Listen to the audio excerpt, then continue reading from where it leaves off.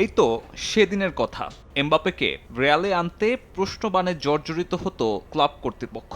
আর এখন চিত্রটা পুরোপুরি উল্টো। ফরাসি তারকাকে ক্লাব থেকে বের করে দিতে ঐক্যবদ্ধ মাদ্রিদিস্তারা।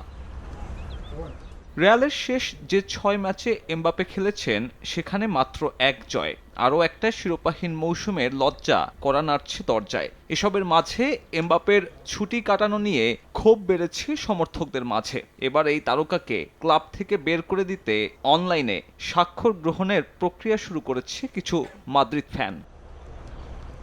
এমবাপ্পে আউট নামে টুইটারে অনলাইন পিটিশনের ব্যবস্থা করেছে কোনো এক সমর্থক। প্রাথমিকভাবে সেখানে ২ লাখ স্বাক্ষরের লক্ষ্যমাত্রা নির্ধারিত হলেও কয়েক ঘন্টার ব্যবধানেই সেখানে অংশ নিয়েছে ১৫ লাখের বেশি মানুষ।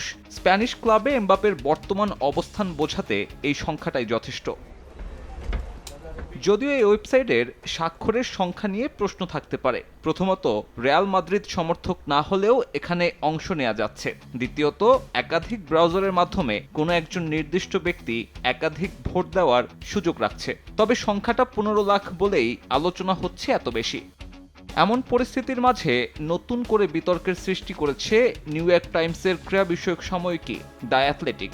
রিয়াল বেতিস ম্যাচের আগে ট্রেনিং গ্রাউন্ডে উত্তপ্ত পরিস্থিতি তৈরি করেন এমবাপ্পে, এমনটাই দাবি করছেন তারা। অনুশীলনে একটা গোল করাকে কেন্দ্র করে সাপোর্টিং স্টাফের সাথে দুর্ব্যবহার করেছেন এমবাপ্পে। তাতে দলের মাঝে এই ফুটবলারকে নিয়ে তৈরি হয়েছে বিরূপ প্রতিক্রিয়া। কারো কারো মতে ক্লাবের জার্সি গায়ে জড়ানোর যোগ্যতা হারিয়েছেন এই ফ্রেঞ্চ তারকা।